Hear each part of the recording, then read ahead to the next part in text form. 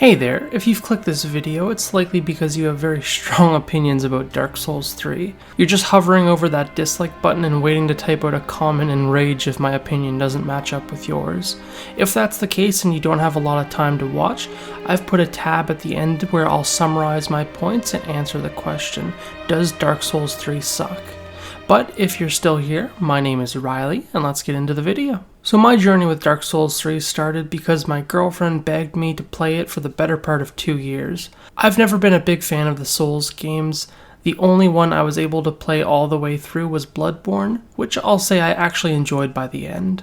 But generally the combat systems kind of annoy me, and I find having to run through trash mobs over and over again to get back to the boss room kind of an obnoxious mechanic. With all that being said, one day I picked it up on Steam and jumped into what I was anticipating to be a very frustrating experience. And FromSoft didn't wait long to prove my theory. You're quickly met with your first boss, Yundex Gundyr, and man, I was not prepared. I probably died 6 times before my girlfriend told me you can just use fire bombs to cheese kill it in a couple hits. Which leads me to my first grievance against Dark Souls 3, and this held true throughout the entire game. There's a lot of bosses with hidden mechanics that make them a lot easier, but those mechanics are so ridiculously obscure that no regular person would ever realize them without heading over to trusty Google to do some research. The biggest offender of this, and this is an incoming spoiler, was Yorm the Giant, one of the Lords of Cinder. He is incredibly tanky. I spent over 5 minutes just whacking at his legs to only get him down to around half health. I knew that there had to be some kind of mechanic to do it faster. I tried the weapon that you find in his room, but that didn't seem to do any extra damage. Well, after I got tired of tickling his legs, I looked at Google, and what do you know?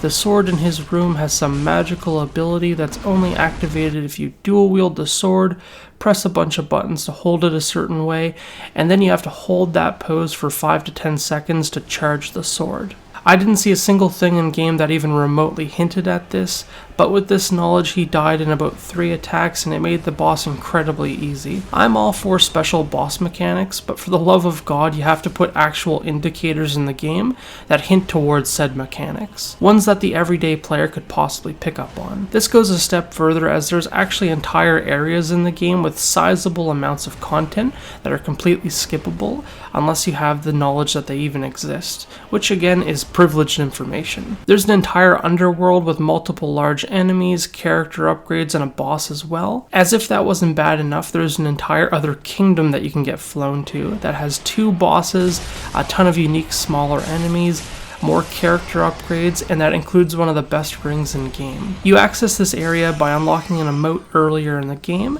and using said emote on a specific cliff ledge.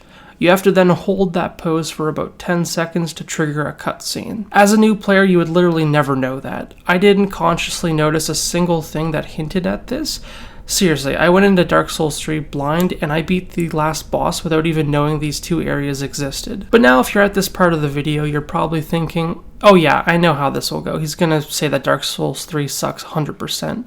And well, I won't spoil anything for you, but just keep an open mind. So as I progressed further and made it past the first couple of bosses, I found myself at the Undead Settlement, the place where hopes and dreams die. It was honestly smooth sailing until I got to the Ogre Archer bullshit. This was the first gameplay instance that really annoyed me, because there's an open area with a bunch of enemies, some of which block the entrance to a house, the only way to get past this area. So you have to deal with these enemies, there's no way to run past them. All the while, there's a giant off in Narnia shooting giant arrows at you the size of minivans. And right past this area is the next boss, which is my other main gripe with Dark Souls as a whole. And this was a lot more prevalent in the older games, but it does shine through, especially in the early areas of Dark Souls 3. You can't just save outside of the boss room. Every time you die, you have to run all the way back through a bunch of trash mobs. I just really hate when games do this because it adds artificial game length. I'm running past content that I've already done for no reason, reason, or in this case I have to spend 3 to 4 minutes killing this band of mooks outside of the house, which makes it an even more frustrating trip back to the boss. With all that being said, if you've played Dark Souls 3, you'll probably laugh at this, but I died about 15 times at the Crystal Sage. I knew how easy the mechanics were, but I just couldn't seem to beat her, and on the run I did manage to beat her. I was like a shot away from death. That being said, once I passed this part, the game really clicked for me. Killing enemies started to feel a lot less difficult, whether that was all the practice dying finally rubbing off, or all the souls I gathered from having to rerun the same area over and over again. Nonetheless, basically every other boss in the game I killed within 3 attempts, and ended up with about 45 embers because I barely used any the entire time. I think one of the best compliments I can give Dark Souls 3 is the power scaling is incredible. You very slowly get stronger as you go until you realize you're clearing entire dungeons without using a single flask to restore your health. At that point where the game clicks and turns from being a frustrating burden to play into a well-crafted masterpiece is one of the better experiences I've had in gaming. Each boss has its own mechanics, art design in addition to the lore, and I found myself on the edge of my seat anxiously awaiting my next encounter. So while a lot of this video was discussing the negatives, they are ultimately minor compared to all the good things I have to say about my experience with Dark Souls 3. Once the game clicked and I was having fun, I was able to truly appreciate the overall art design spread throughout this game. I mean, every area in this game is just stunning, and there's a ton of diversity as well. You go from a half-destroyed medieval castle to a shanty town, there's swamps, winter biomes, and I think from an aesthetic viewpoint, the crypts area had to be one of my favorites. It really captures that creepy horror action vibe that I think about when I hear Dark Souls. And the game is able to transition between these areas very seamlessly, so it doesn't feel jarring at all. And like I mentioned previously, the boss design is my favorite aspect about this game.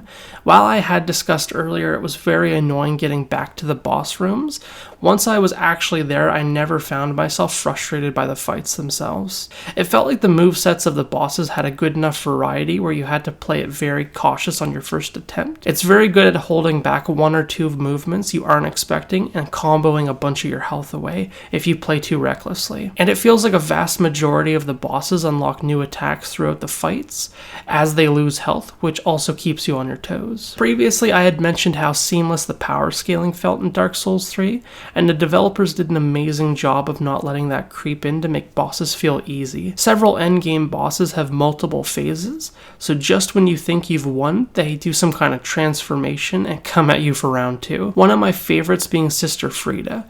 This was one of the most intense fights in the entire series. Going from a phase where she's relatively slow, but has some moves where she turns invisible to give it some challenge. Once defeated, this triggers the phase 2, where she's revived by Father Arundel, and you're suddenly caught fighting her again, but also trying to kite a giant monster and defeating him at the same time. Then, once you finally think it's over, your flasks are reaching their end, Frieda gets up again for a 3rd phase, one of the only bosses in this game with 3 phases. She then unlocks some incredibly fast attacks and comes at you with everything she has. This is a DLC boss, so it's very late in the game, and having 3 phases was a breath of fresh air and gave me a real challenge. Now, the last point I'll touch on before recapping is replayability. This is one of the biggest factors I take into account when I think back on a video game. If it doesn't have this, no matter how good the game was, I find myself really struggling to remember the game fondly because I have no desire to go back and play it again,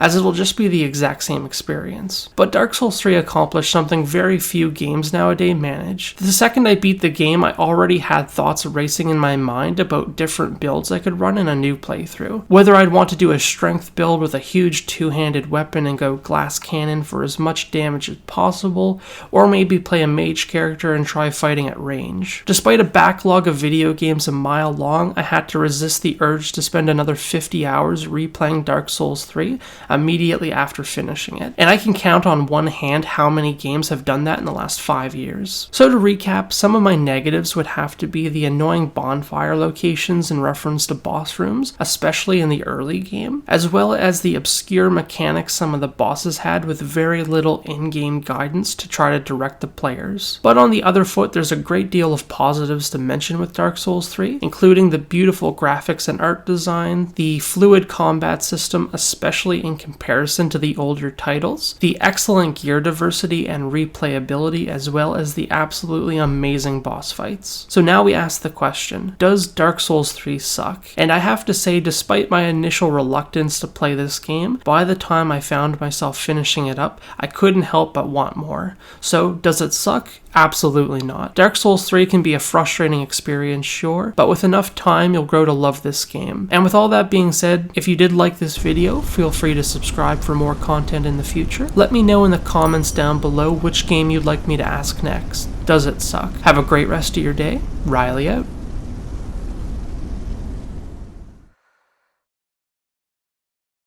Ashen One, hearest thou my voice still?